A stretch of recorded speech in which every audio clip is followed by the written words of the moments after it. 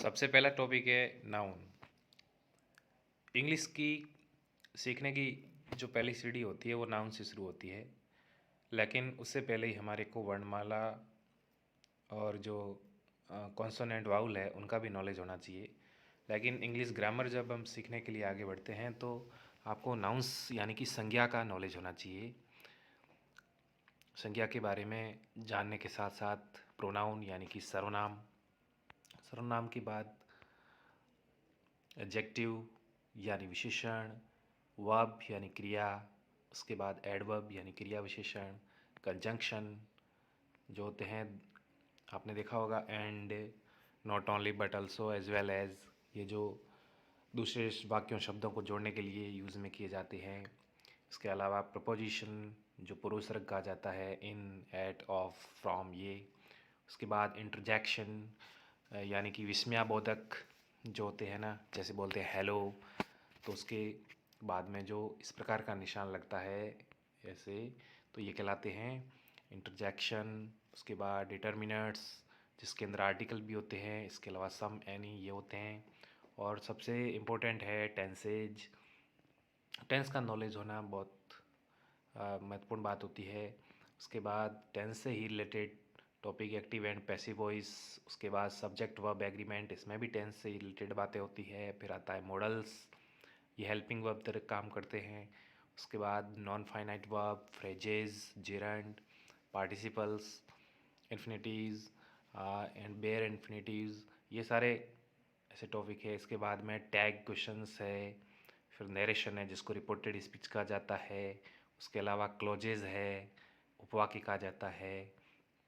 फिर आता है सिंथेसिस जो होता है संयोजन, वाक्यों को जोड़ के अलग अलग तरीके से सिंपल, कॉम्प्लेक्स, कंपाउंड सेंटेंस बनाना। फिर आता है ट्रांसफॉर्मेशन यानी कि मीनिंग वही रहना चाहिए, सेंटेंस है जो चाहे चेंज हो जाए।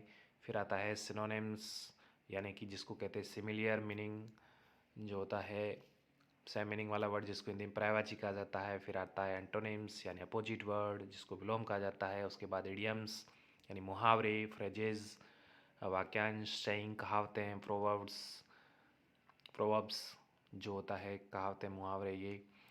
उसके बाद आता है वन वर्ड सब्स्टिट्यूशन, किसी भी एक वाक्यांश जो एक बड़ा वाक्य होता है उसको एक शब्द में क्या कहते हैं। उसके बाद आता है important topic selection of miss spelled words और करेक्टली स्पेल्ड वर्ड्स, ये जो बैंक एग्ज़ाम, रेलवे के एग्ज़ाम होते हैं, एसएससी के, उसके अंदर से पूछा जाता है, कोई वाक्य का हिस्सा तोड़ के दिया जाता है, फिर कहा जाता है कि कौन से पार्ट में मिस्टेक है, ऑप्शन दिए जाते हैं। तो इसमें बहुत अच्छे से ग्रामर को समझना पड़ता है। फ्रेजल वर्ब आता है, फिर जैसे कि इनको कहा जाता है इस प्रकार की जो फ्रेजल वर्ब होती है, जैसे कि मान लीजिए कम है, तो कम का मतलब होता है आना, लेकिन इसके साथ कम एक्रॉस लग गया, यानी कि एक्रॉस है जो है प्रपोजिशन, तो वर्ब के साथ में प्रपोजिशन लग गया तो इसका मीनिंग चेंज हो गया, यानी कि कम एक्रॉस का मतलब हुआ अचानक मिलना। तो इस प्रकार से फ्रेजल वर्ब का भी नॉलेज होना ज़रूरी है।